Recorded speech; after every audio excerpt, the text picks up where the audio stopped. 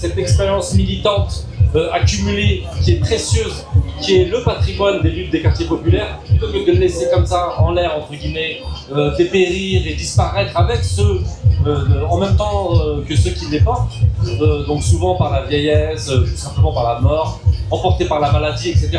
Il faut transmettre, tant qu'on peut encore, cet héritage-là à une nouvelle génération, et pas forcément aux plus jeunes, mais à d'autres milieux, au milieu de gauche, progressistes notamment. J'insiste sur ça parce qu'en fait, les milieux de gauche, les milieux progressistes sont ignorants des luttes des quartiers populaires, des luttes antiracistes et des luttes de l'immigration. Nous, on connaît souvent très bien ces milieux-là, souvent on a milité, on est capable de parler de l'histoire de ces milieux-là, mais souvent l'inverse n'est pas vrai, et c'est vraiment très souvent le cas. Il y a une méconnaissance, une ignorance, voulue ou pas, des luttes qui ont été menées dans les quartiers populaires sur les questions antiracistes, les questions raciales, coloniales, etc. Et le troisième point, c'est le volet culturel. Tout le monde s'y met, hein, il n'y a pas que nous, hein, vous savez, tous les partis de gauche, plein de mouvements, l'hégémonie culturelle, c'est revenu beaucoup à la mode, Gramsci est revenu à la mode, tout le monde cite Gramsci, etc. Et donc, nous, on a tout intérêt, de notre point de vue, les groupes minoritaires, les groupes racisés, etc., à investir le champ culturel. Parce que en fait, on est les premières cibles en fait de l'hégémonie culturelle de l'extrême droite, les premières cibles, le récit en fait des chaînes d'extrême droite, des productions culturelles aussi. On le voit avec Bolloré qui investit dans l'édition. On le voit, il veut racheter UGC, c'est tout récent. Maintenant, il cherche à racheter des parts chez UGC dans le cinéma. On le sait, les productions culturelles, etc. sont centrales dans le fait de développer un récit. Et ce récit d'extrême droite, racialiste, suprémaciste, se fait sur le dos des habitants des quartiers populaires, des Noirs, des Arabes, des musulmans, en particulier des musulmans, avec les théories des grands remplacements, les théories de la perdition culturelle, de l'effondrement démographique, etc. Donc nous, on doit, et c'est vraiment dommage de rester sur le côté et d'être simplement juste derrière à la remorque de ce qui peut se faire. En fait, nous, on doit être nous-mêmes acteurs en fait, d'une production culturelle. Donc, ça passe par faire des émissions en ligne, ça passe par faire des documentaires, ce que fait Samir Abdallah, il en parlera. Ça passe par exemple, les campagnes pour Gaza, où en fait, je te laisserai en parler, il va en parler pendant un petit moment. La campagne Éducation for Gaza, où en fait, on axe sur la question d'éducation à Gaza. On parle beaucoup d'un point de vue humanitaire, mais voilà, Samir et les autres apportent ce point de vue-là d'un point de vue de l'éducation. Bref, investir tout ce qui concerne ce contre-récit. Donc voilà nos trois axes, voilà un peu ce qu'est l'Assemblée des quartiers. Je vais laisser mes camarades poursuivre la discussion. Merci à vous.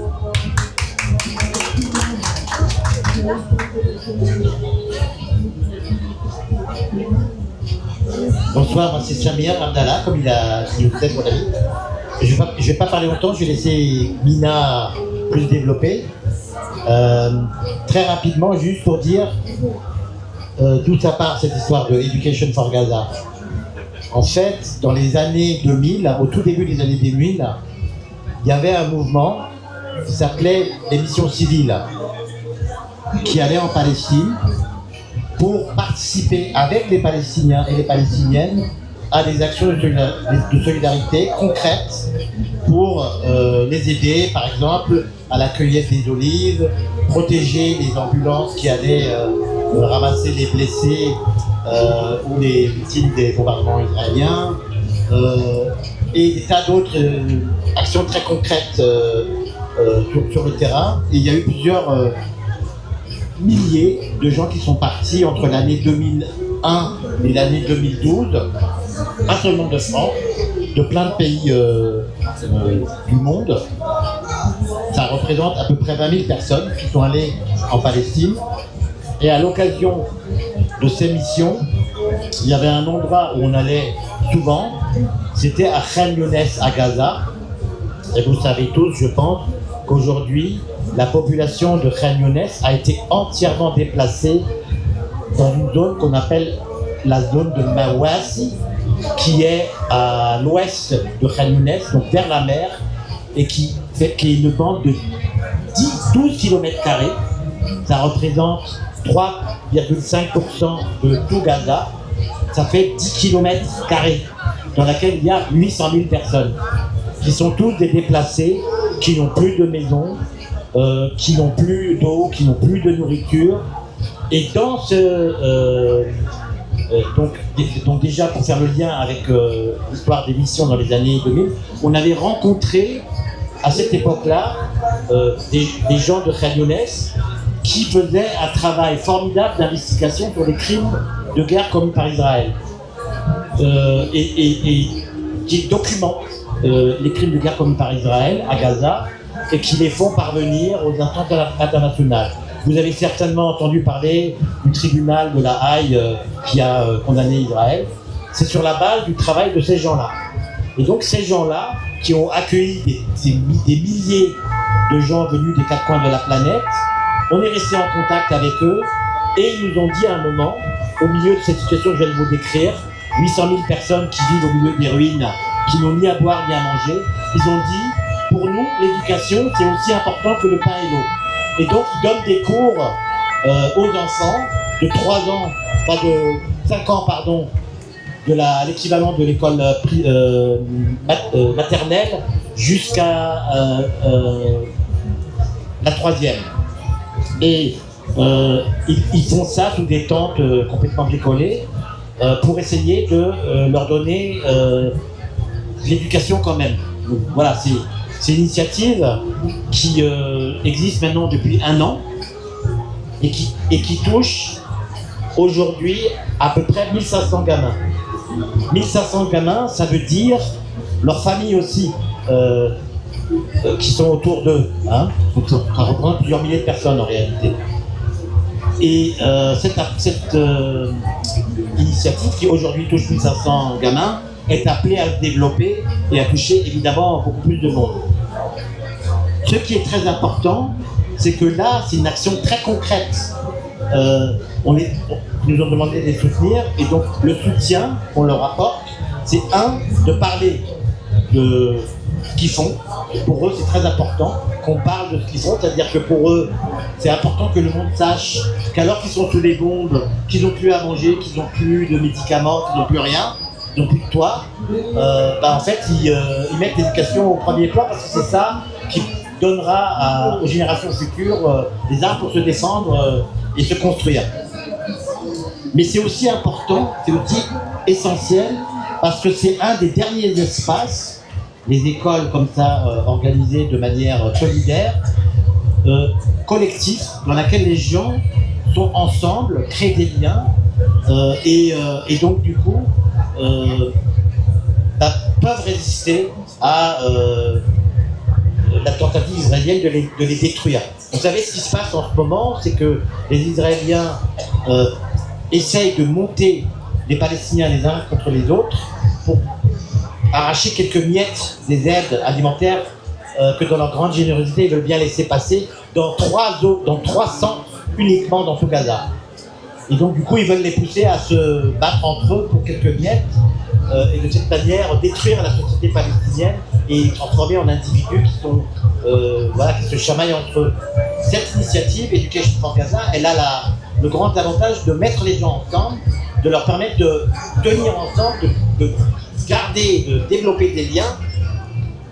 Donc c'est très important dans le contexte actuel de la volonté israélienne de détruire la société palestinienne, que là il y a un espace de collectif, de résistance. Et donc les cours reprennent mercredi prochain. Ils ont arrêté pendant le mois d'août. Ça faisait 1 an. Ils ont démarré l'année dernière en septembre. Là, ils ont fait une pause au mois d'août et ils reprennent à partir du mercredi prochain. Je vous invite à regarder le flyer qu'on a fait circuler pour voir comment c'est possible de soutenir. Alors, 1, ils veulent qu'on parle de leur action. 2, ils ont besoin d'un soutien financier. Et 3, ils ont besoin de volontaires qui peuvent faire des échanges avec les gamins de Gaza, avec le net. Quand le net ne marche pas, c'est par des vidéos qu'on les envoie.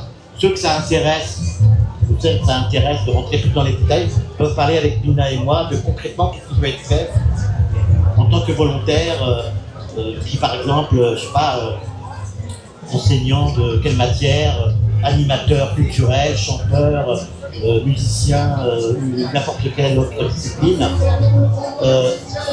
hein, voilà, tu ne développeras plus, Mina, soutien psychosocial, etc. Et donc voilà, vous avez sur le flyer qu'on vous a distribué les contacts pour nous faire part de votre volontariat. Je passe le micro à Mina. Alors je reprends, donc nous, on a un message à vous transmettre aujourd'hui de la part des enfants qui sont à Gaza. Donc pour ces enfants qui, au milieu des bruits des bombes et des murs écroulés, continuent de rêver d'avenir. Leur force est bouleversante. Malgré les blessures, malgré les pertes, malgré l'ombre, ils gardent au fond d'eux, au fond des yeux, une lumière fragile mais tenace, celle du désir d'apprendre.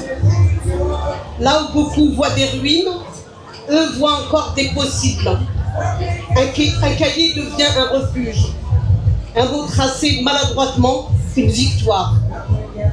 Un livre, une fenêtre ouverte vers un ailleurs qu'ils refusent d'abandonner. Education for Gaza porte cette lumière et l'amplifie. Elle dit à chaque enfant, ton savoir est une arme plus forte que la peur que tu peux ressentir, plus solide que les murs qui t'entourent, plus durable que la guerre. Car éduquer, c'est donner des ailes à ce qu'on voudrait clouer au sol. C'est offrir non seulement des connaissances, mais aussi la dignité de se projeter dans demain. Et demain viendra, parce qu'aucun peuple ne peut être privé indéfiniment de son droit de rêver, de son droit de vivre debout. Chaque école qui renaît à Gaza est une victoire de la vie sur la mort. Chaque enfant qui apprend à lire est déjà un artisan de la paix. Alors aujourd'hui, je vous invite tous à croire avec moi que l'éducation n'est pas un luxe, mais une nécessité. Quel est le langage universel qui survit à toutes les frontières, à toutes les guerres? Soutenir donc Education for Gaza, c'est semer dans un sol meurtri les graines d'une humanité plus juste. Et un jour, ces graines deviendront arbres, comme les oliviers, et leurs fruits nourriront la paix que nous devons aux générations futures. Voilà le message qu'on voudrait vous transmettre de la part de ces enfants qui sont à Gaza. Je passe la parole à mes camarades pour l'Assemblée des quartiers. Non, si vous avez des questions, on est prêt à vous répondre. Hein. Et ne soyez pas timide. Hein. Alors sur cette partie, donc Education for the Gaza, si vous avez des questions, vous pouvez le faire. Mais sinon, on peut le faire après. Moi, je me lève, hein, je ne sais pas parler assise. Des formations professionnelles. Donc, je suis Linda, je suis enseignante dans ma vie civile, enseignante-chercheur. Et donc, comme mes collègues, là, je représente l'Assemblée des quartiers populaires. Et j'ai d'abord une question avant de parler. C'est quoi un quartier populaire pour vous? Alors, je sais que certains sont là par hasard, parce qu'il fait froid et qu'il pleuvait, mais je vous assure, il n'y a pas de bonne ou mauvaise réponse. Venez! C'est pas grave, on discute ensemble.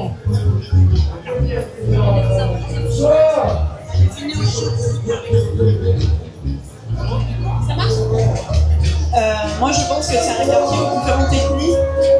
Pardon? Je pense que c'est un quartier où différentes ethnies se rassemblent, de différentes origines. Et du coup, ça crée le côté popularité parce que justement, c'est le côté mélange, échange, communication. Et c'est ce qui permet justement de créer plus de diversité. Ok. Vous êtes d'accord? Alors, vous pouvez recommencer, mais juste les premiers mots. Ethnique, Non, mais avant, vous avez dit... diversité, cosmopolitain. Vous avez dit que c'est un quartier où les personnes se rassemblent. Oui, exactement. Ont-elles eu le choix? Non. On Je les sais a pas. mis là, en fait, par défaut. La musique est bonne, mais On les a mis là par défaut. on les a mis là par défaut. Vous êtes tous d'accord avec ça?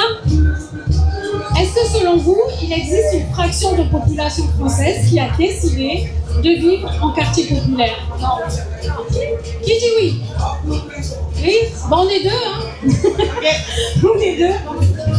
Merci beaucoup. Alors, on va être un peu interactif au début, avant que je donne la parole à ma collègue Hélène. Notre amie Mina a eu une belle idée. Est-ce que vous m'entendez? Oui, ça va. Elle a eu une belle idée et elle a dit, et si on commençait par cette phrase, ce début de phrase qui est, et si mon quartier pouvait parler, qu'est-ce qu'il dirait? Qu'est-ce qu'il dirait? Imaginez. Donc j'ai un petit jeu là, j'ai 3 phrases que j'ai pris d'après la population. Qui veut bien en tirer une? Merci. Deuxième? Allez. Et la troisième? Allez, je vais par là. Ah, thank you. Donc la règle du jeu, elle est simple. Vous lisez la phrase, vous allez venir évidemment, et à la fin, il y a un petit « mais ». Il y a un petit « mais ». Donc c'est à vous de compléter. Qui veut commencer?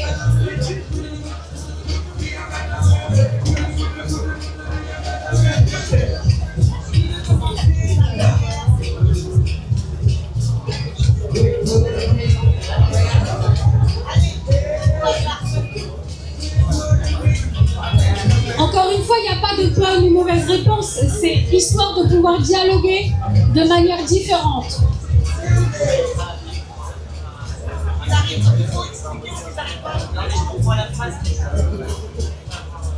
C'est pas grave, venez, on va en discuter.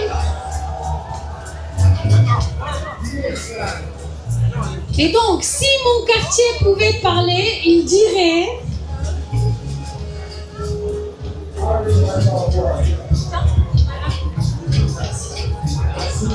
Quand une femme élève seule ses enfants, c'est toute la société qu'elle porte, mais... Moi, je sais pas quoi dire. Quelqu'un aurait une idée? Quand une femme élève seule ses enfants, c'est toute la société qu'elle porte. Mais... Comment? Elle fait au mieux. Elle fait au mieux? En fait, il faut que ça aille en opposition, mais... Et c'est valable dans tous les milieux, en fait. Mais... Comment? Mais elle n'a pas le choix, oui, c'est une réponse. On avait aussi, mais elle n'est pas reconnue pour son travail, elle n'est pas payée pour ce travail. Et ça, ce sont des phrases qui sont venues dans nos ateliers de quartier. Une deuxième? L'interculturel et le vivre ensemble, ce n'est pas un slogan, mais notre quotidien. Mais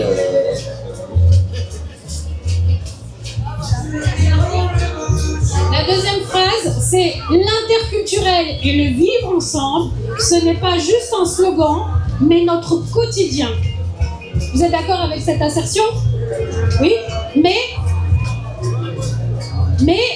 on peut aller sur on nous stigmatise, mais on parle de violence quand on parle de quartier.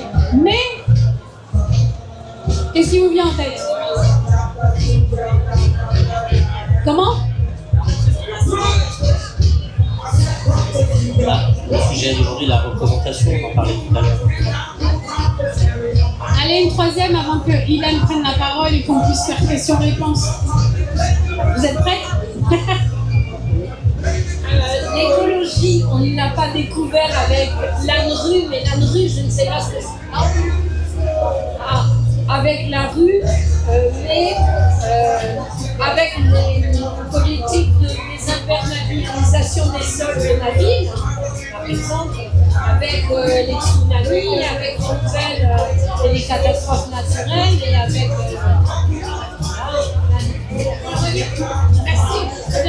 Donc la phrase ici, c'était « Si mon quartier pouvait parler, il dirait que l'écologie, on ne l'a pas découvert avec l'ANRU. » Quelqu'un sait ce que c'est que l'ANRU? Agence nationale de rénovation urbaine. Donc avec les projets en rue. effectivement, dans les projets en rue, il y a toujours un quota sur l'écologie et on fait comme si on allait apprendre dans les quartiers populaires qu'il faille mettre en œuvre des actions. D'accord? Donc on va laisser Ilham parler, présenter son speech et puis après on revient sur les questions-réponses.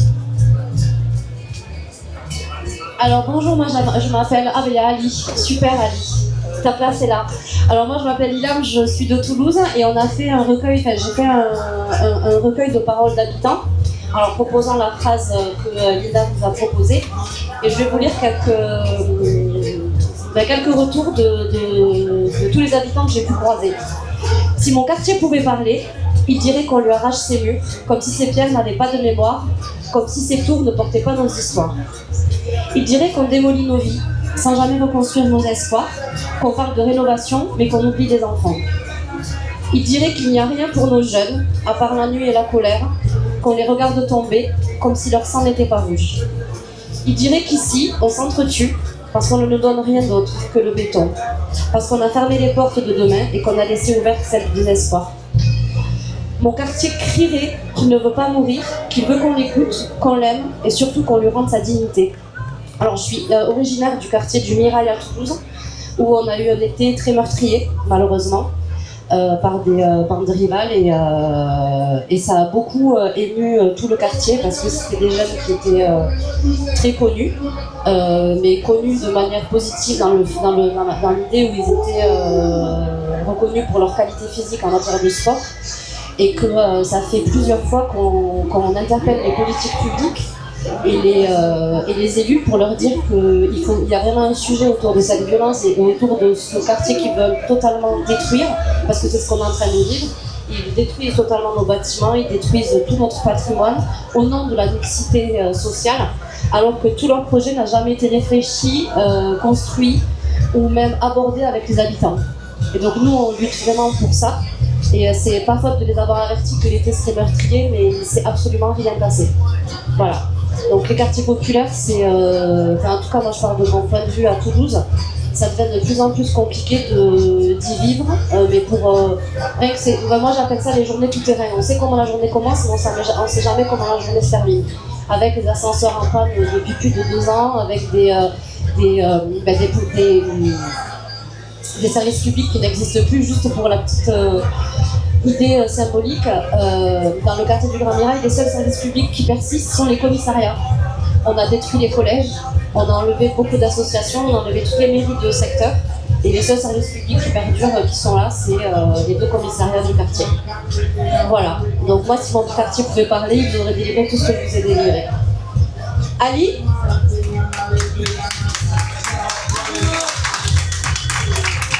Je présente mon camarade Ali qui a eu beaucoup de mal à arriver alors qu'il habite en banlieue parisienne.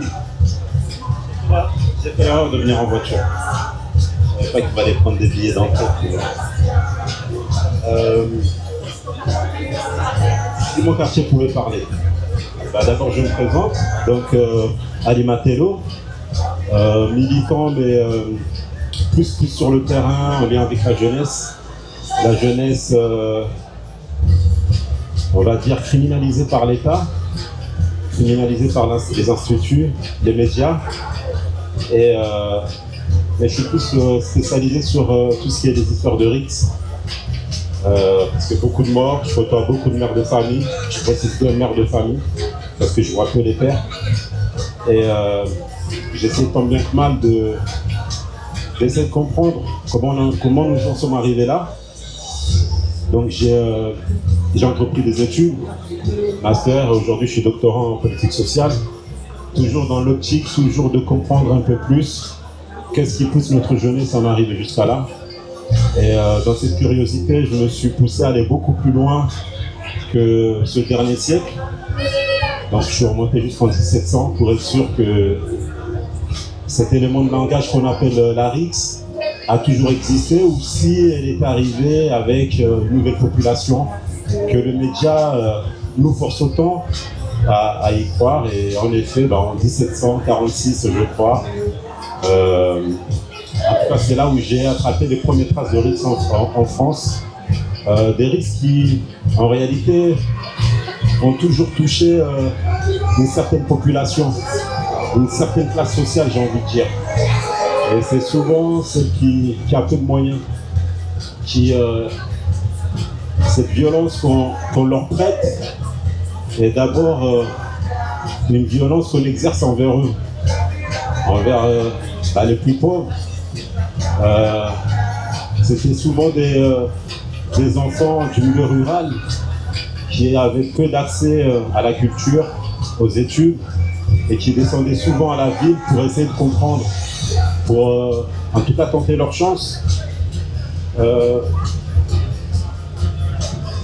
Ne serait-ce que pour avoir l'accès aux études. Et là, en même temps que les RICS, je vais aussi rencontrer les premières violences policières de cette époque-là en 1700, donc c'était la région Rhône-Alpes. C'est là en tout cas où il y avait toujours cette même population qui partait de la campagne et qui descendait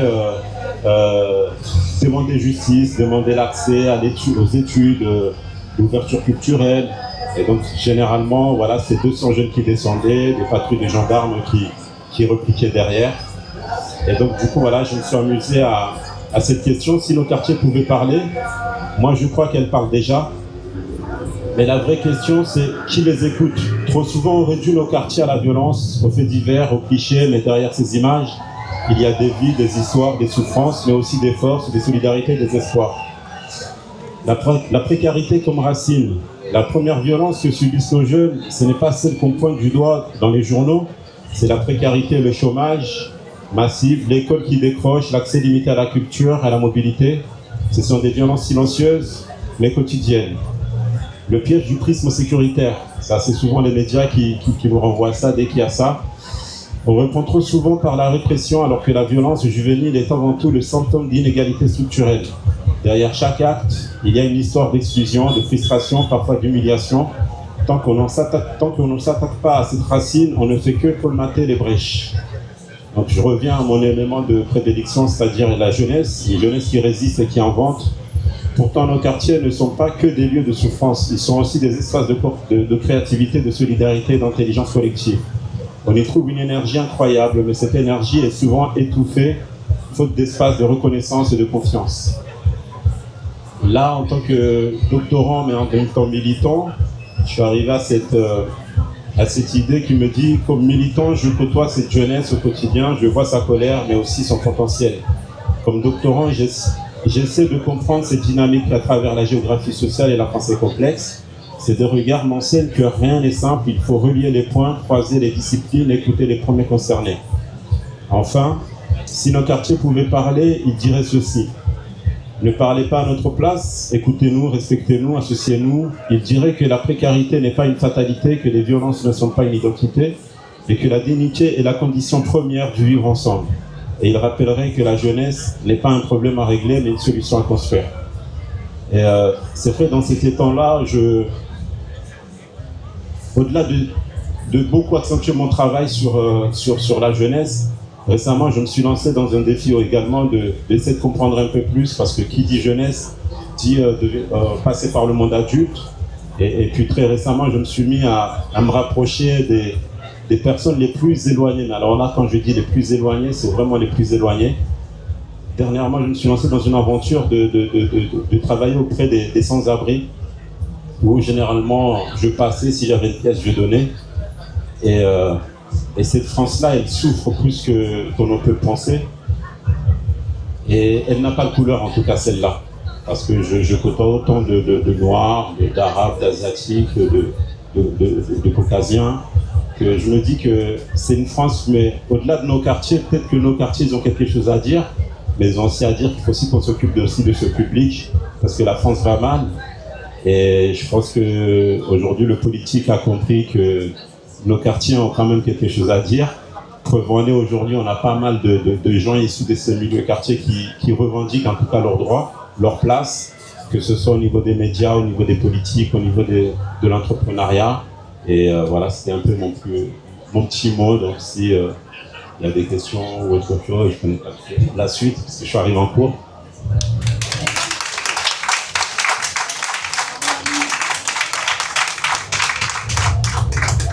Effectivement, si vous avez des questions et interagir ou apporter votre témoignage, n'hésitez pas, je sais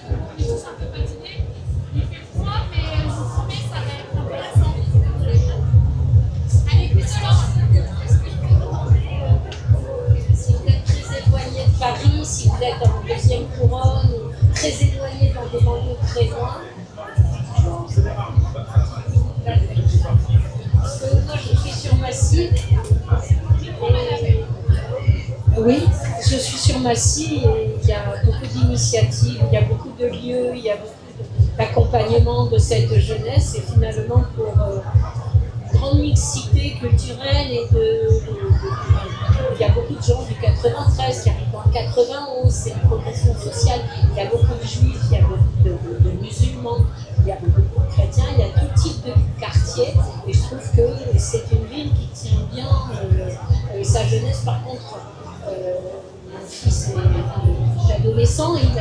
mon fils est adolescent, il a été pris dans des rixes, etc. Et puis il n'est pas le dernier, hein, je veux dire, ça ne l'excuse pas. Donc ce n'est pas que milieu social, ça je pense qu'on peut corriger.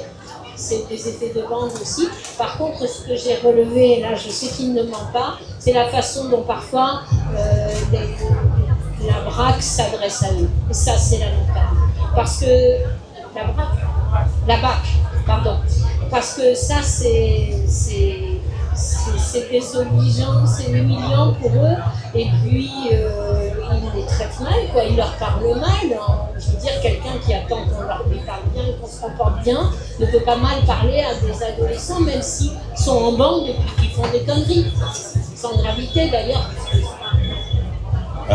Ouais, je comprends. Alors, j'ai bien précisé, je suis remonté au plus loin pour comprendre comment nous en sommes arrivés là. Et c'est vrai qu'à l'époque, c'est plus une histoire de classe sociale, mais vous avez raison parce que un des petits-fils du commandant de l'Âtre, donc c'était la haute bourgeoisie, en pleine classe, donc il est en classe de collège, il va mettre un coup de couteau mortel à son camarade qui lui aurait manqué de respect.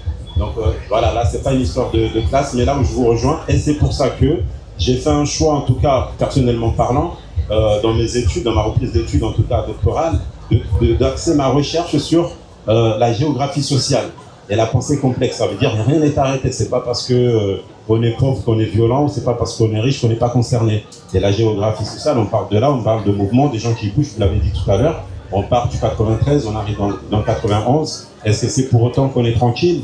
Donc on parle aussi d'Afrique pour arriver juste en France, est-ce que c'est un déplacement voulu, forcé? Voilà, c'est tous ces éléments-là que moi, en tout cas, ce sont des éléments de langage que j'essaie de comprendre. Pourquoi nous en sommes là? Pas forcément par rapport à la violence, hein, par rapport surtout à la précarité qui conduit et finalement aussi à la rixe qui concerne tout le monde. Mais peut-être que Ilham, tu pourrais répondre aussi à cette intervention, puisqu'elle disait que son fils avait été interpellé par la BAC, et peut-être revenir sur les discriminations policières et le contrôle au faciès. Oui, bien sûr. Ben, quand on est issu déjà d'un quartier populaire ou qu'on est perçu comme racisé, on a déjà 20% de plus de se faire contrôler par la BAC ou par les services d'ordre.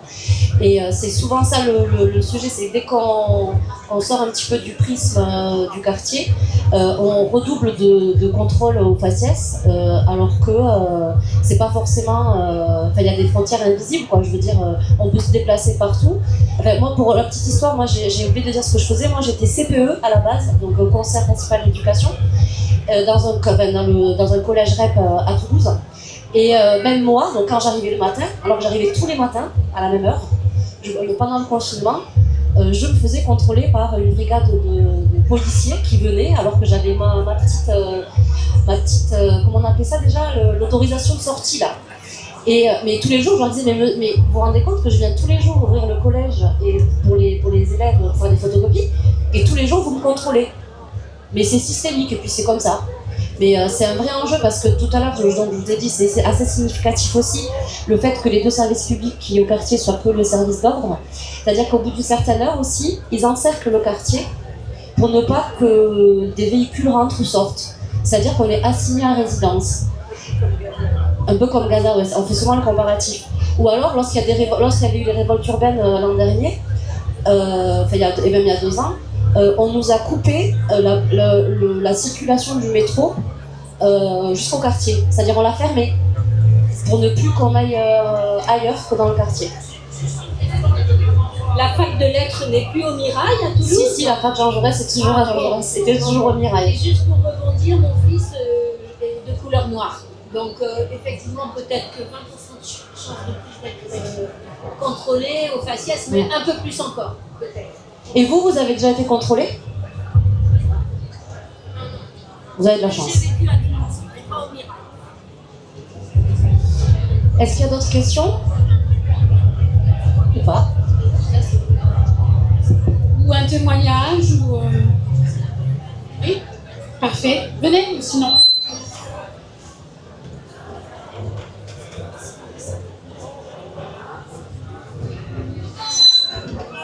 Alors, je suis arrivée à la fin, donc j'ai pas tout suivi.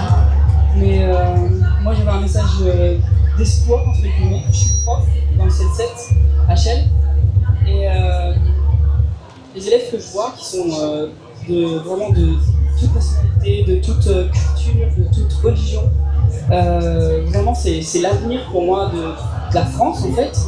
Et c'est super beau de les voir progresser. Et je suis trop fière d'eux en fait en tant que prof. Donc voilà, je voulais juste apporter ça parce qu'on manque un peu de positif dans la vie de tous les jours et vraiment c'est une joie de les voir tous les jours et de les voir évoluer. Voilà. Merci beaucoup. Je vais vraiment rebondir derrière parce que j'avais envie aussi d'apporter un peu de nuances et sur ces aspects positifs. Et donc moi je dirais, si mon quartier pouvait parler, il dirait qu'il y a des jeunes qui se battent, que c'est pas évident, mais que nous, acteurs et actrices du terrain, on est là depuis assez longtemps, vous voyez la moyenne d'âge, et on a pu voir de belles choses aussi. Quand on a accompagné un jeune qui était prédestiné à avoir quelques problématiques sociales et qu'aujourd'hui il est éducateur et qu'il monte une association, et bien ces moments-là, je peux vous dire on a œuvré, on a ramé, on a galéré, mais comme les enseignants, on est ravis de voir comment les choses se prennent en main. Et aujourd'hui, en réalité, nous, on n'a plus notre place dans les quartiers parce qu'ils se débrouillent sans nous, ils apprennent sans nous. Ils arrivent à créer des ponts et peut-être de manière plus audacieuse que nous, on l'avait fait. Et donc ça, oui, c'est un message d'espoir. La transmission, oui, tout à fait. Est-ce que quelqu'un d'autre voudrait dire un mot ou une question? Peut-être les collègues? Ali, tu veux dire le mot de conclusion? Profitez, hein, ils viennent de Toulouse, ils viennent un peu partout. Peut-être, oui. Non, je vais rebondir sur ce que disait le monsieur sur la positivité qu'il a mis en avant. Et tu as entièrement raison. D'ailleurs, dans mon discours, c'est ce que je dis, c'est qu'il y a tellement d'initiatives sur entrepris, en tout cas dans ces quartiers. On les retrouve partout maintenant, cette jeunesse, en tout cas, qui est multicolore, qui fait briller la France aujourd'hui. Si on devait rester, comme par exemple, sur le sport, voilà, on la retrouve là-dessus. On la retrouve en chef d'entreprise, on la retrouve maintenant dans la politique. Et je pense d'ailleurs, c'est ce qui nous encourage, en tout cas, à entreprendre et à enseigner, tout simplement, parce que je pense qu'on a des valeurs à transmettre. Et je pense que c'est important de le signaler, de le mettre en avant. Moi, aujourd'hui, en fait, tout ce que je fais, je m'appuie toujours des ressources qu'il y a, en tout cas, sur les différents territoires sur lesquels je suis amené, en tout cas, à intervenir. Je ne viens jamais à un endroit en me disant j'ai un savoir, je vais le transmettre. Et c'est pas vrai. C'est plutôt j'apprends. Là, je vais vous donner ma dernière expérience. J'apprends de ces gens-là. C'est des moments de vie. En fait, on a tous des parcours différents qui font que on trébuche, on tombe. Avec un peu de chance, il y a quelqu'un à côté qui nous aide à nous relever. Et avec de la malchance, on se retrouve seul. Et on rampe jusqu'à ce que quelqu'un puisse nous croiser. Et moi, en tout cas, c'est comme ça que je vois la chose. Et cette jeunesse n'est pas encore tombée, en fait. Et c'est ça notre combat, en tout cas, le combat de tous les jours, c'est l'empêcher de tomber. Et si elle devait tomber, de leur dire qu'en tout cas, on est là, quoi. Et merci pour ce témoignage, parce qu'on est voisins, en fait. Moi, je suis de Logne. Et mon fils est à Toulouse aussi, en aéronautique. Oui, on peut applaudir. Il y a l'INSEE qui va venir avec des jeunes pour témoigner. Ah ben parfait. Voilà. Elle vient d'envoyer un message. Tu voulais intervenir? Non, en fait, donc moi, je dirais, si mon quartier pouvait parler, en fait, il dirait que je suis super isolé. En fait, à l'heure où la communication se fait sur les réseaux, enfin dans l'espace virtuel, où certaines étoiles filantes brillent comme ça très vite, moi je trouve pas ma place. Et je souffre de l'absence d'espace collectif dans lequel je peux me retrouver avec mes concitoyens et concitoyennes.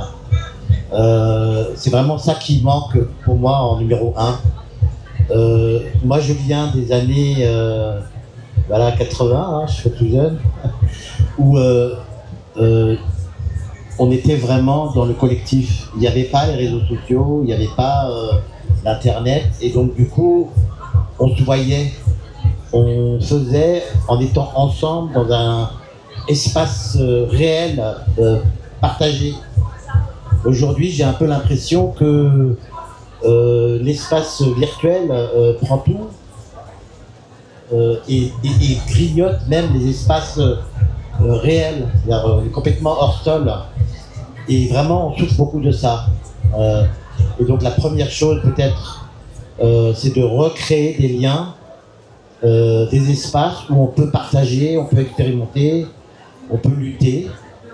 Nous, je dirais, en fait, ce qui a fait notre force et qui aujourd'hui est beaucoup moins évident, c'est qu'on vient de territoires de lutte concrète.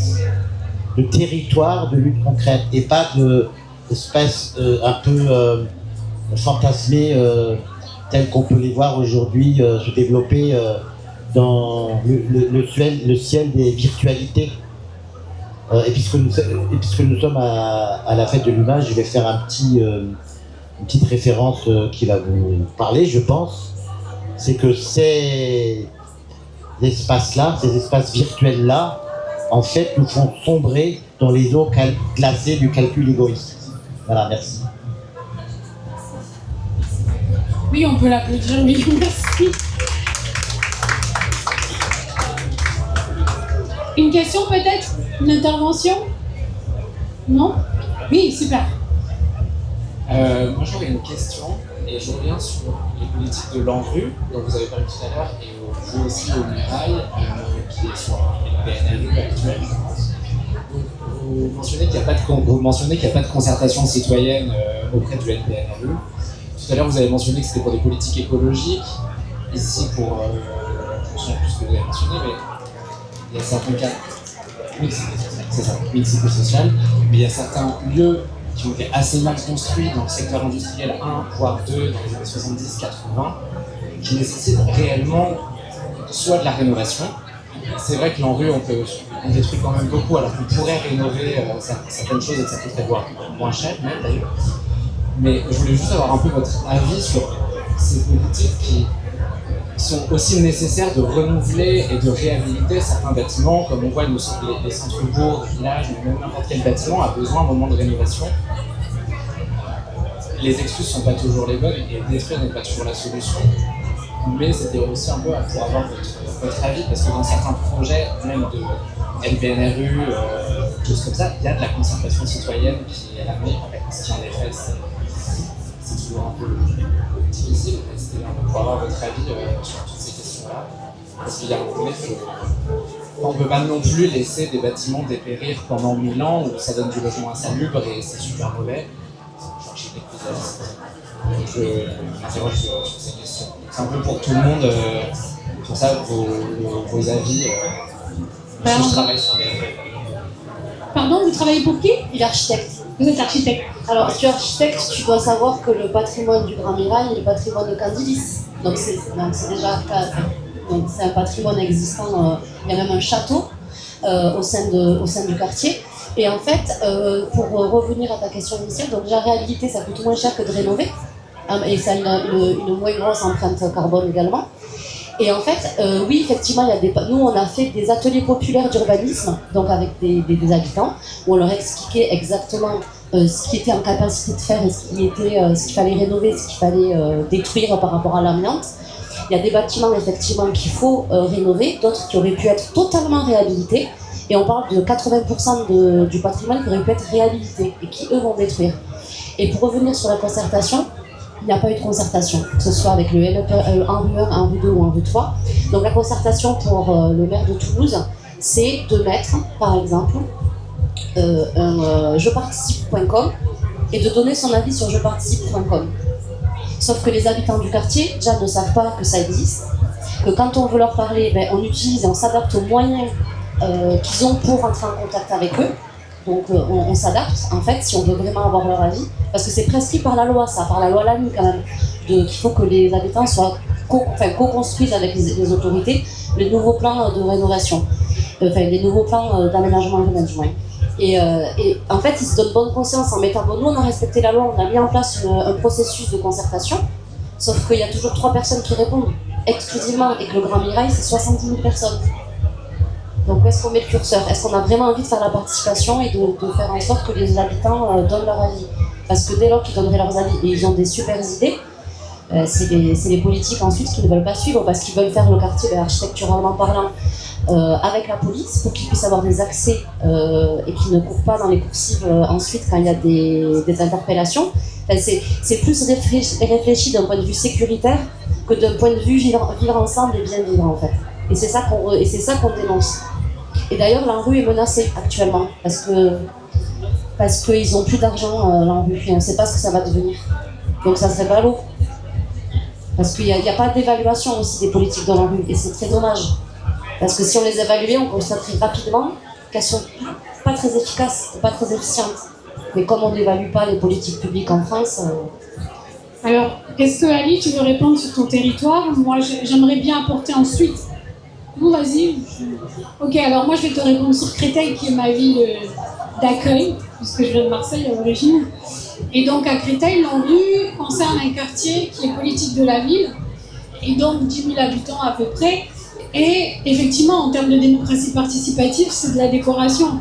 C'est très descendant. En fait, on donne rendez-vous, on fait une réunion publique, mais la réunion publique, moi qui suis actrice engagée, je ne le sais que 2 jours avant. En général, je ne peux pas y aller, mon agenda est déjà plein. Du coup, les habitants viennent, mais ces habitants, pour le peu de fois où j'ai pu aller aux réunions, les habitants sont triés sur le volet, c'est-à-dire qu'ils sont déjà des habitants ciblés parce qu'ils font partie des comités de quartier. Donc on sait très bien que c'est descendant, hein, même si après Macron a mis une loi sur, comment on appelle, pas les comités de quartier, les conseils citoyens, c'est du calcage. C'est les mêmes personnes qui sont au comité de quartier alors qu'il y a un vote citoyen, etc. Donc déjà, ce sont les mêmes personnes qui y vont, ce sont des personnes qui sont fléchées par la mairie. Donc à quel moment c'est participatif? Et le discours sur place, je vous assure, à la fin on a 5 minutes pour poser des questions. Donc si c'est juste pour avoir un truc descendant, on va vous présenter ceci et cela, mais ça sert à quoi? Après, il y a une maison du projet qui n'est jamais ouverte, où on est censé voir des plans, etc. Et moi qui suis géographe, donc c'est mon métier, la moitié du temps, je comprends rien. Je comprends rien à leur stratification de l'espace. Sur l'ANRU, vraiment, je vous invite à voir dans vos villes comment ça se passe. Vous allez voir que c'est très souvent effet politique.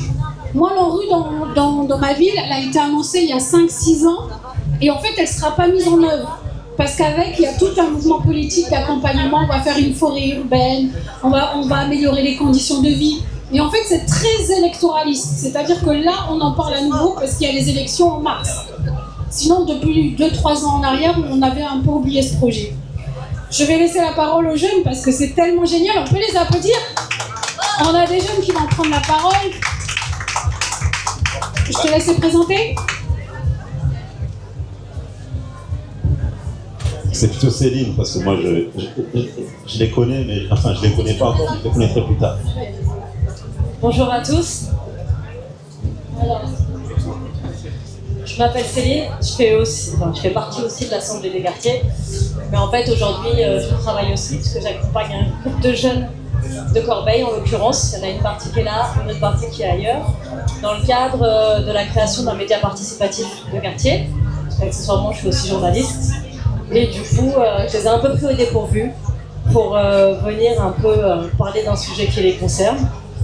Donc je vais les laisser se présenter, nous dire d'où ils viennent, leurs âges, ce qu'ils font là ce soir aussi, parce que c'est la première fois pour eux qu'ils participent à la fête de l'UMA. Et si le quartier pouvait parler, qu'est-ce que vous en diriez? Je vous laisse vous présenter un par un. Je vais d'abord présenter GAV. Ils vont d'abord présenter le média qu'ils ont créé, parce que l'autopromo, ça fait toujours du bien. GAV, c'est un collectif de jeunes Ah, je m'appelle Hamza Diallo, je suis un jeune de quartier, j'habite à Carbeil-Essonne, dans le quartier de mon conseil, et voilà. Je fais mes études en aéronautique, voilà.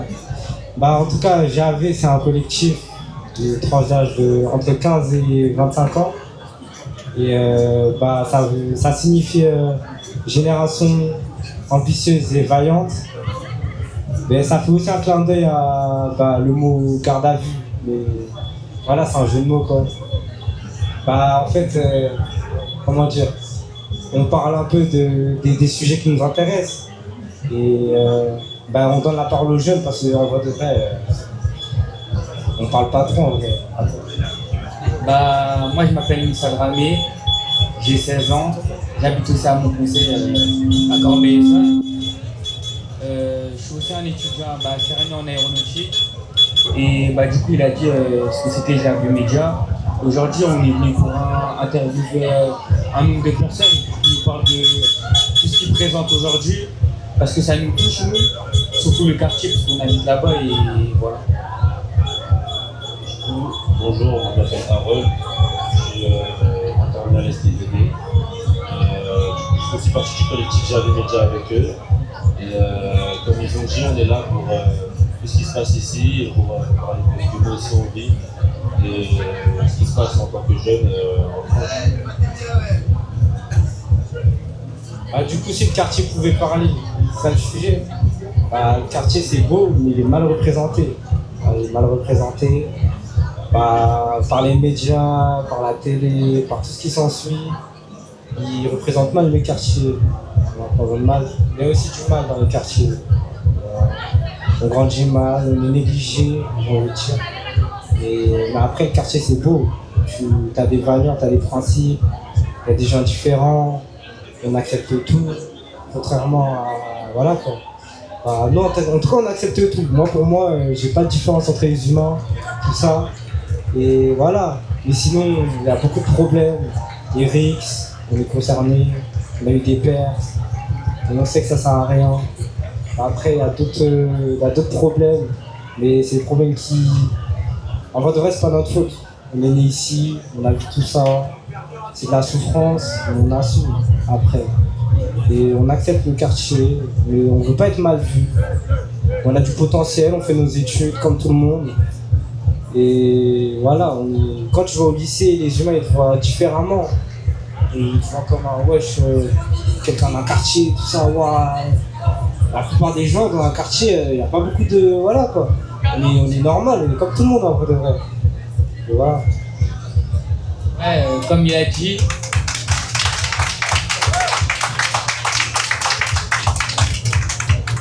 Du coup, ce que je voulais dire, c'est comme il a dit, on est mal vu, alors que la plupart des personnes qui nous voient comme vous nous voyez en mauvais, ils ne sont pas venus dans le quartier pour voir comment on est en vrai de vrai, ce qu'on vit, nos problèmes, etc. Alors qu'on est tous pareils en vrai de vrai, on a tous les problèmes, on pense presque tous de la même manière. C'est-à-dire, moi en vrai de vrai, je vous invite à venir et vous allez voir qu'on est tous pareils. Du coup, moi, je suis un peu dans ma vie. Dans les quartiers, il y a des choses qui se passent pas dans d'autres endroits.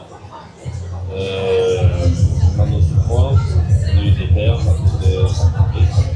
Mais donc, qu'on ne soit pas concerné, on est comme tout le monde, on peut voir, on parle, on est normaux. Et voilà, c'est ce que j'ai à dire.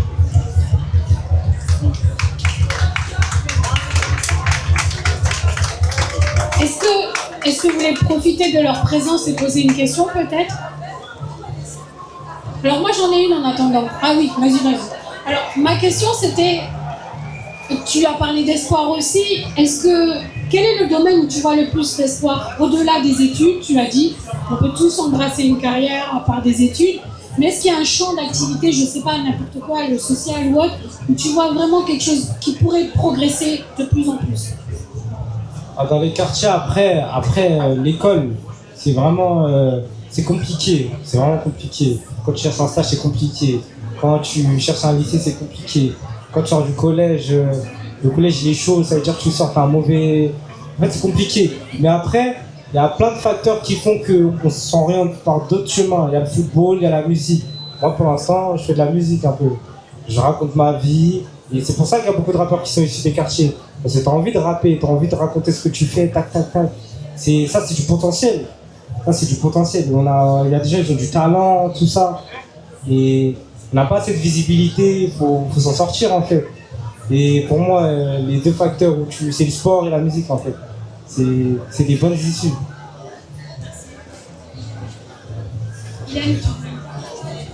Ouais, juste avant de vous arriver, il y avait des gens qui posaient la question par rapport au contrôle. Est-ce que vous faites souvent contrôler au quartier?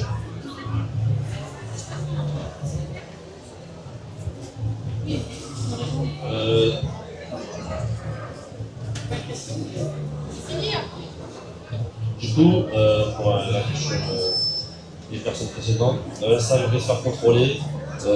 Oui, des fois ça arrive de se faire contrôler, que ce soit quand on passe à la gare ou quand on sort justement de chez nous. Parce que, en vrai de vrai, dans notre ville, c'est une ville qui a quand même un peu de criminalité, on va dire. Ça veut dire que la police, elle passe un peu partout dans le quartier. Et, même s'il n'y a pas d'antécédent ou quoi que ce soit, quand ils voient comment t'es habillé ou comment t'es, ils vont pas hésiter à te contrôler, à te poser des questions et tout. Et les contrôles, ouais, il y a beaucoup de contrôles, beaucoup de contrôles. Moi, je peux sortir de chez moi, sur mon bâtiment, ils me voient, tu faisais quoi dans le bâtiment? Ben, je suis chez moi un peu. Ou soit dans le train, les agents de sûreté, c'est un peu comme des policiers pour moi. Le wagon il peut être plein, s'ils voient que nous, genre, le wagon il peut être plein, mais ils vont voir que nous, ils vont contrôler que nous. Après, les gens te regardent, sont en mode voilà, tout ça. Et pour moi, ça augmente un peu les visions des choses des gens. Et après, quand tu leur parles gentiment, la plupart, ils parlent en mode ferme-la, en mode je fais mon contrôle et ferme-la. Et ils te posent des questions, ils vont te fouiller, ils vont te truc. Et si tu réponds mal, il y a plein de trucs, il peut se passer un truc, tu te mets une chiffre ou un truc comme ça. Moi, je me suis dit, moi j'ai une chiffre, moi. J'ai rien dit. Parce que je peux rien faire, en vrai de vrai. Et voilà. Et après, pour moi, c'est pas mérité, mais ils peuvent contrôler. Mais on n'est pas obligé d'être ennemi avec la police. Moi, la police, quand je les vois, de base, la police sont là pour nous protéger. Et nous, quand on les voit, pour nous, c'est nous les ennemis, c'est nous. Ils sont pas là pour nous protéger. Moi, quand j'ai un problème, je me dis pas que je vais appeler la police. Parce que, je sais pas, pour moi, ils sont pas là pour me protéger, en vrai. Ça reflète un peu une image de, ouais, nous, on est là, ils sont là-bas, faut pas aimer la police, on a grandi dans ça, tout ça. Mais moi, après, j'ai pas la haine d'eux. Mais c'est pas réciproque, un peu.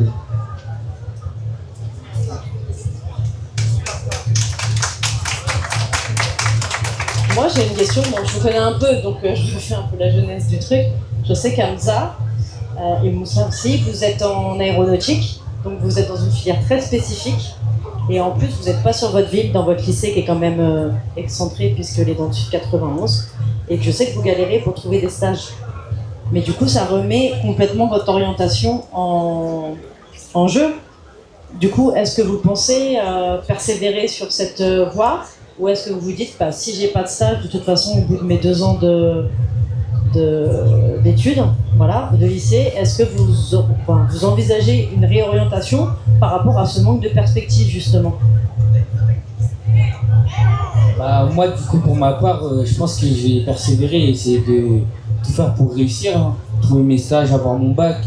Mais si je réussis pas, en vrai de vrai, je vais essayer de me réinventer et de réussir. Mais dans tous les cas, je vais essayer de réussir et voilà.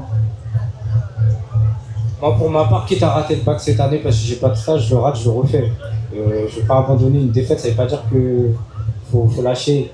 Moi, en vrai de vrai, j'ai pas que ça comme projet, l'aéronautique. C'est vraiment pour avoir le bac, il faut que je l'aie, j'ai fait des années pour l'avoir. Et quand j'appelle un stage, des fois je l'appelle, je dis ouais, prenez mon stage, ils prennent pas. Je demande à mon pote, Tom demande, ils disent ouais. Bah frère, en fait s'ils veulent pas me prendre, ils vont pas me prendre, mais il y a peut-être une entreprise qui va me prendre, faut pas lâcher. Même si cette année c'est mort, bah, l'année prochaine j'espère ça va marcher, parce qu'il y a des gens pour m'aider.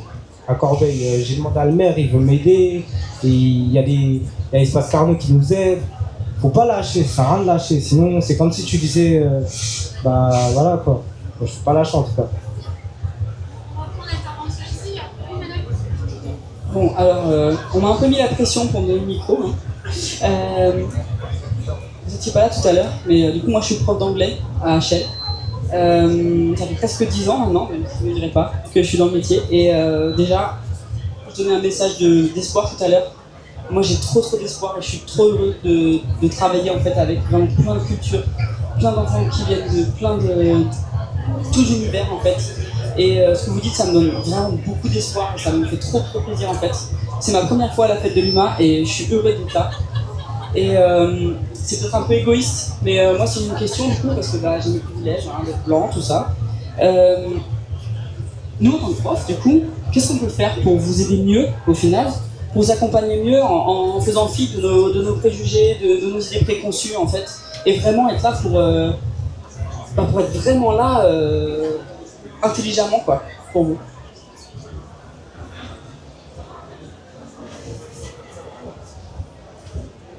Moi j'ai une petite idée.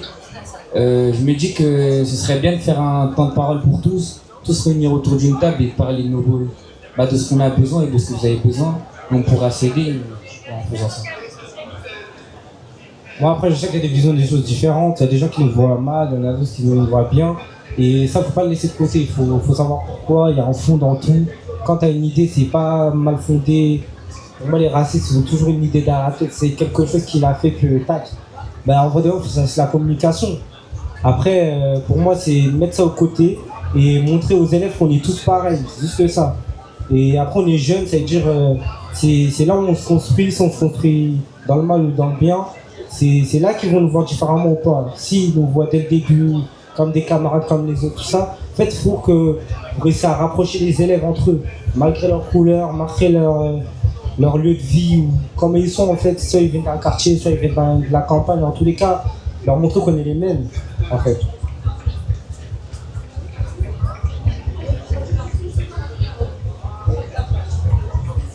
Je vais juste rajouter un truc avant de donner le micro du coup.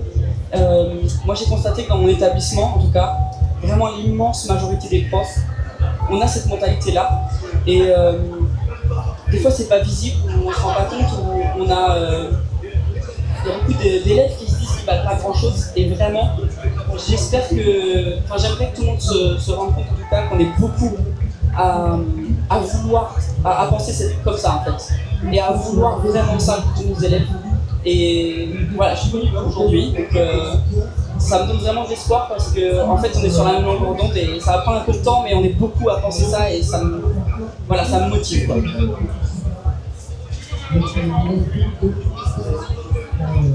Pour revenir sur votre question, moi l'idée que j'ai c'était vraiment l'accompagnement. L'accompagnement c'est important. Quand un élève il se sent accompagné, quand il est en confiance, il a envie de réussir. Quand il voit qu'il y a des progrès, des changements, il va se dire que finalement c'est possible. Il va se dire que finalement c'est possible et peut-être que les profs qui l'ont critiqué la veille et ceux qu'il est aujourd'hui, du coup ils sont différents. Et que quand il va se sentir accompagné, il voudra aller d'autant plus haut, il aura peut-être de nouveaux objectifs. Et voilà, c'est ce que je voulais dire. Moi, je voulais du coup déjà commencer par merci. Merci d'être là et merci aussi de parler en tant que jeune de quartier à la fête de l'UMA. Je trouve que c'est important. C'est aussi important une fête de l'UMA, une fête de gauche, d'être sur les quartiers. C'est-à-dire qu'il faut continuer à interroger la gauche sur qu'est-ce qu'elle propose pour les quartiers populaires, qu'est-ce qu'elle propose pour là où est-ce qu'on a une concentration d'inégalités sur la question des stages, etc. Continuer à dire, et même genre quel modèle de ville la gauche porte pour les quartiers populaires. Donc moi je trouve vraiment merci d'être là, je trouve que c'est hyper important. Après j'enchaîne sur une expérience et après je terminerai par une question. Un truc d'expérience c'est sur la question des stages. Moi j'ai grandi à Nantes dans un quartier, à côté d'un quartier. Aujourd'hui j'y suis plus mais on a remarqué que nous aussi le sujet des stages c'était un gros sujet. Que ce soit les stages de 3e ou les stages de bac pro. Et donc on a dans l'association où je suis porté une revendication auprès de la mairie sur les stages de 3e, les stages de bac pro en disant c'est pas normal que les jeunes des quartiers ils aient pas de stage parce qu'ils n'ont pas de réseau. Et on a aussi fait évoquer cette question-là auprès de la défenseuse des droits qui nous a confirmé que le fait de ne pas avoir de stage et de ne pas permettre à des jeunes d'avoir des stages c'était une atteinte au droit de l'éducation. Et du coup je vous rapporte aussi ce qu'elle dit pour le fait de dire cette intuition des stages, je pense que c'est quelque chose qui est très fort, qui représente beaucoup de choses pour beaucoup de jeunes dans tous les quartiers de France. Et donc voilà, pour apporter aussi cet rapport de la défenseuse des droits qui reconnaît aussi cette revendication comme une revendication qui est importante et qui est valable. Donc voilà, je voulais vous partager aussi ce truc-là. Et après, une question, c'était sur votre média. Je serais curieuse de savoir la première chose que vous avez faite, la première chose sur laquelle vous avez enquêté, le premier reportage que vous avez fait, c'était quoi? Parce que je pense que ça aussi pourrait représenter beaucoup ce qui vous préoccupe en premier ou ce qui vous a réuni. Ou même si vous voulez en dire plus sur... et j'avais du coup aussi une autre question sur comment est-ce que vous vous connaissez. Est-ce que c'est du coup l'école, le quartier ou d'autres trucs et aussi les autres jeunes qui sont dans le média. Voilà.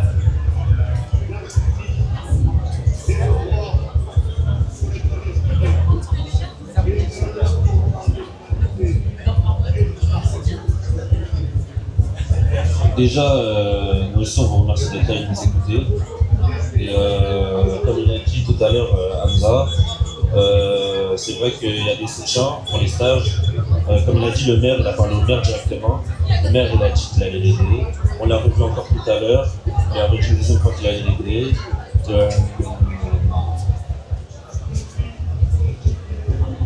Et du coup, pour JAV Média, nous on vient de rejoindre il n'y a pas longtemps, il y a quelques semaines. Du coup, ceux qui nous ont rejoint assez longtemps, ils sont dans un autre stand. Du coup, on ne pourra pas vous dire ce qu'on a fait au début, mais ce qu'on a fait maintenant, il n'y a pas longtemps, on a fait un reportage sur la canne de mon conseil, du coup, de notre quartier. Et il était vraiment pas mal. Voilà, c'est ce que je voulais dire. Bah oui, justement, nous on a rejoint ça il n'y a pas longtemps et moi, JAV Média, je ne connaissais pas du tout. Moi, les trucs d'Espace Carnot, le maire, tout ça, je calculais pas. J'envoyais des mails pour messages, tout ça, je cherchais comme tout le monde, je trouvais pas. Bah, un jour, je suis parti à Espace Carnot pour autre chose, pour le BAFA, tout ça. Je suis allé et j'ai vu JAV Média, il faisait une petite présentation. Je suis allé voir tout ça. J'ai vu, ça parlait de. Ouais, pour les jeunes, tout ça. Bah, ça m'a intéressé, j'ai un peu regardé. Ouais, c'est la première fois que je suis rentré dans un truc comme ça. M'intéresser pour les trucs hors du quartier. Moi, demain, je reste dans le quartier, je sors pas. Parce que dehors, ils nous aiment pas en tous les cas. Je reste dans mon quartier. Et là, maintenant, je sors tout ça. Je regarde à gauche, à droite. Je regarde tout ça. Ça m'intéresse. Je suis comme les autres, en fait, au final. Là, je me rends compte. Là, on a fait un truc sur le quartier. On a fait un petit reportage, tout ça. Il y avait Téléfou. J'ai vu. Ça a joué entre jeunes. On a vu des talents, tout ça. Des gens qui ont signé pro. Je me suis dit, ah ouais, c'est cool, faire des vidéos, des montages. Et voilà. Je vais laisser ma collègue expliquer le cadre de ce média et les journalistes.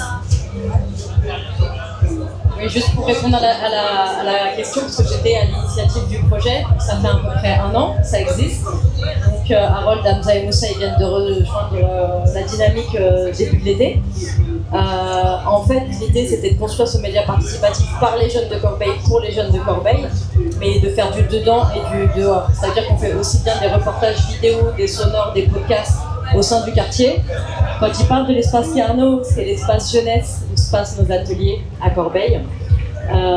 Et on fait aussi des trucs en dehors. C'est aussi dans ce cadre qu'ils sont là aujourd'hui, qu'ils ont pu faire des trucs au musée de l'immigration avec l'exposition Banlieue Chérie, qu'ils ont pu aller, les autres sont dans la fête de l'humain, mais ils ont pu aller à France Culture l'année dernière, faire une interview et parler de leur podcast.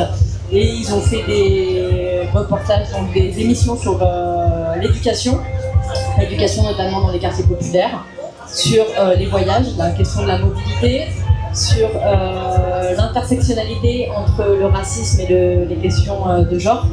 Donc voilà, ils ont fait des émissions en direct et le média continue d'évoluer. Donc il y a tous les quartiers de Corbeil qui sont représentés. Et si vous voulez suivre JAV Média, le compte est sur Insta. Donc n'hésitez pas. Tu quoi là?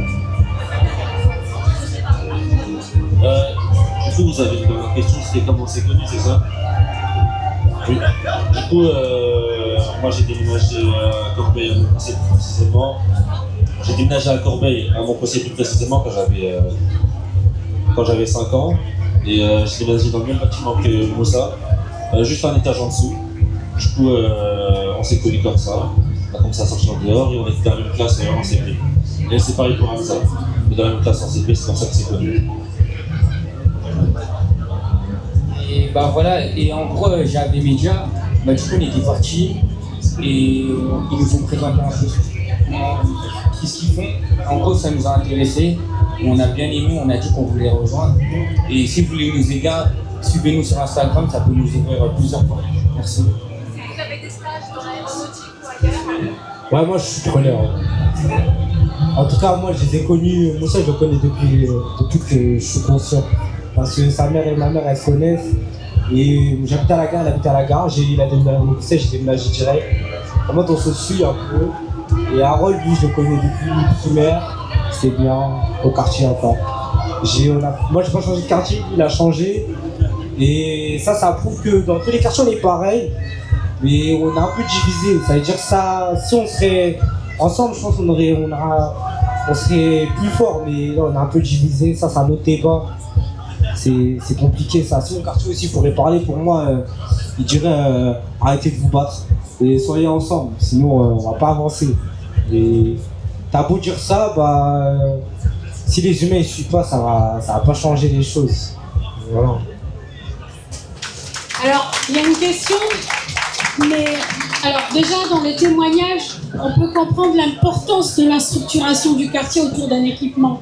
Ils se sont connus en tant que voisins, mais le projet, lui, a été monté dans la structure dont il vous en parlait. Donc c'est essentiel pour tisser le quartier. Moi, je vais revenir sur la question du stage, vous l'avez évoqué, pour vous donner juste un éclairage. Dans ma ville, à Créteil, pendant les périodes de stage, ça m'occupe 50% de mon temps dans les permanences d'accès au droit, parce qu'on a choisi de prendre le champ de la discrimination et d'attaquer les entreprises qui ont refusé systématiquement les personnes avec un nom à connotation. Et les jeunes s'organisent. Alors, ils ont été inspirés certainement par la LDH et tout ce qui préexistait. Vous savez, le CV sans l'adresse, les CV sans la photo, etc. Ils se sont organisés en appelant un potentiel recruteur pour un stage. Et puis, ils se sont présentés systématiquement les uns derrière les autres. Bizarrement, les uns ont eu des stages et pas les autres. Et donc ces jeunes-là ensuite me saisissent en tant que permanence d'accès au droit et on les attaque systématiquement. Mais ce qui est intéressant là derrière, c'est que c'est les jeunes qui font le taf sur le terrain. Ils m'emmènent leurs preuves et puis moi je peux attaquer, notamment en saisissant le représentant, comment vous dites ? Oui, c'est ça, exactement, le défenseur des droits. Donc voilà, il y a une question là et après on va finir parce que je pense qu'il faut laisser le lieu pour les autres débats. Alors, je me présente, du coup, je suis AESH, accompagnante des élèves en situation de handicap à Torcy, donc c'est aussi une zone avec des tendances de quartier comme ça. Et je remarque que beaucoup d'élèves refusent mon aide et ma présence en fait juste parce que ils veulent, ils ont peur de se faire discriminer par leurs camarades. Et du coup, je me demandais qu'est-ce que vous en pensiez en tant que, je suppose extérieur à ça, qu'est-ce que vous en pensez? Moi je pense qu'il faut être sur la défensive en vrai. Parce qu'on a souvent été mis à l'écart, tout ça. En fait, on a des mentalités différentes. Ça fait que peut-être ils se mettent sur la défensive, vous dites on n'est pas pareil, c'est de dire ouais, faut pas m'aider ou autre chose. Mais ça, il faut leur faire comprendre. Comprendre par eux-mêmes à bout d'un moment, mais il faut quand même leur montrer que ouais, vous êtes là pour les aider. Vous êtes comme tout le monde. S'ils ne comprennent pas que vous n'êtes pas en mode on est pareil, même si on n'a pas grandi pareil, bah, ils ne vont pas vouloir s'ouvrir. Alors que s'ils comprennent qu'au bout du film on est pareil, bah, là ça sera mieux. Et aussi, l'influence des amis, ça veut dire que s'il y a un ami qui va dire non, elle est pas bien, qu'est-ce que tu fais avec elle, comme vous voir que vous êtes différents d'eux, directement ça va créer une influence entre eux, non, si tu as parlé avec elle, elle est bizarre ou autre. Ça veut dire que même s'ils auront envie, par peur que leurs potes se moquent d'eux ou autres, ils ne vont pas aller vers vous. Ça veut dire, ça justement, il faut les sensibiliser sur ça. Il faut leur dire que c'est tout à fait normal d'être accompagné, qu'il n'y a pas à avoir honte, ou que si justement leurs amis ne comprennent pas, que c'est pas des bons amis justement. Parce qu'ils doivent être ouverts d'esprit, ils doivent être ouverts aux besoins de leurs amis du coup. Donc ils ne devraient pas se moquer des besoins des autres.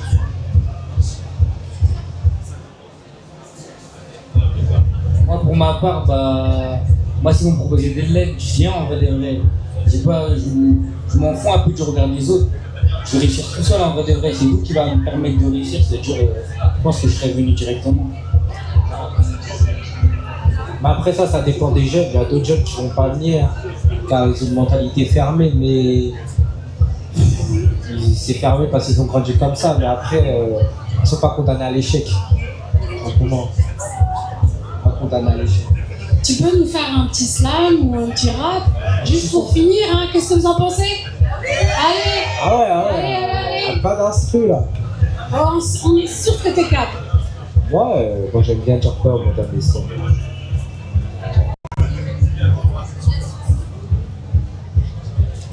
Moi j'aime bien dire quoi? Je vais dire deux phrases. Moi j'aime bien dire le mal ou le bien, le sale ou le propre, sentiment ou argent, j'ai fait mon choix. Parce que dans un quartier, t'as souvent l'appât du gain. T'as envie de partir du quartier. Mais le quartier, ça donne pas envie de rester. T'as envie de voyager, t'as envie de quitter la France. Ça veut dire, faut faire un choix. Soit tu restes dans le quartier, ouais, j'aime trop le quartier. Soit tu prends ton argent et tu oublies le quartier. Et voilà. Après, il n'y a pas tout le monde qui fait ça. Il y en a qui restent toute leur vie fermés par la personne, qu'au quartier. Mais après, c'est pas de leur faute. Hein. Les quartiers, ça a été construit par les présidents et c'est un point qui a été fait pour mettre des personnes qui n'ont pas d'argent et il faut changer les mentalités. Donc, faut que ça change. Merci, on peut l'applaudir et on vous remercie tous et toutes. Merci. Et surtout vous. Merci. Merci à la Fondation Daniel Mitterrand de nous avoir invités. Vraiment, merci.